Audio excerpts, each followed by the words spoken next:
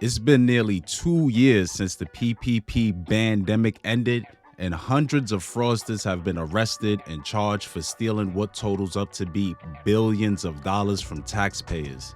And the arrest ain't slowing down anytime soon.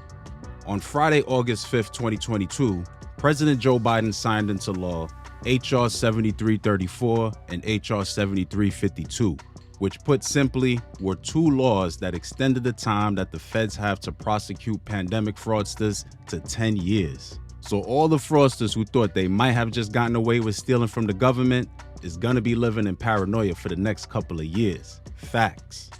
And yo, it gets more interesting. Monday, January 30th, 2023, the Pandemic Response Accountability Committee released a fraud alert identifying 69,323 questionable Social Security numbers used to obtain $5.4 billion in pandemic loans. Cha-ching, cha-ching.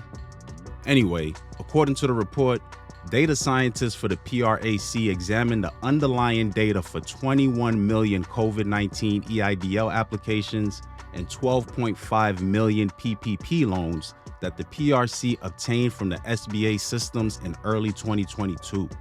This data was then cross-referenced against the Social Security Administration's database, and the approximately 25 million Social Security numbers that were sampled were then filtered down to 2.7 million Social Security numbers that fell under two rule sets.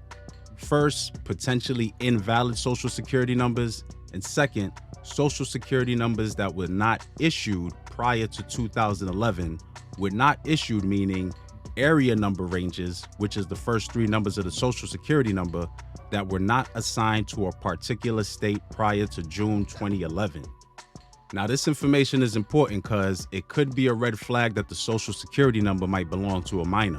From this point, the loan applications related to these 2.7 million suspect SSNs were then verified with the Social Security Administration for four of the following points.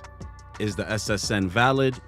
Does the name associated with the SSN on the loan match the administration's records? Does the date of birth associated with the SSN on the loan match the administration's records?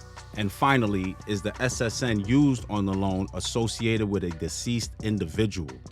In response, the Social Security Administration determined that 221,427 of these Social Security numbers used on the applications provided were either not issued by the Social Security Administration, or that the information in the administration's record didn't match the name and or date of birth information used on the loan application.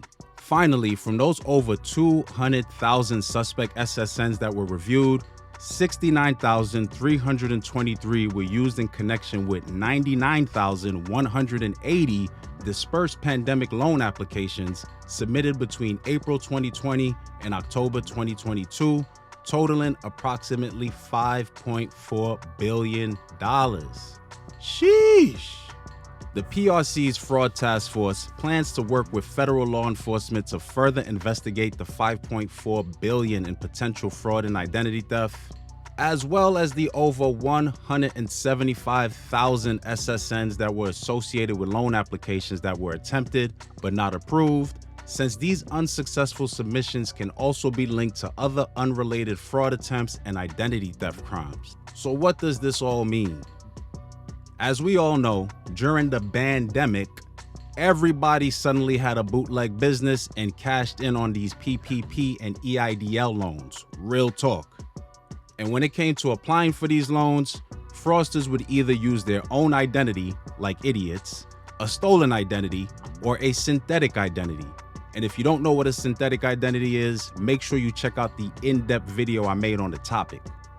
Anyway, the government clearly didn't do the necessary due diligence to ensure the Social Security numbers used on these loan applications were legit, but now, with this information, tons of additional fraudsters and scammers are going to be charged and sentenced to prison for pandemic fraud as these thousands of suspect loans and Social Security numbers is investigated. So for all the fraudsters that thought that they could do PPP fraud and outsmart the government, may be in for a rude awakening sometime soon. as well as the scammers who tried to use synthetic or stolen identities for pandemic fraud unsuccessfully, will also be on the radar of federal law enforcement, as the report clearly states. I'm just saying. But that's a quick update for y'all related to PPP fraud. Make sure you hit that like button and also subscribe to the channel to stay informed on different scams, frauds, white-collar crimes, and of course, how to stay one step ahead of these fraudsters. All right, peace.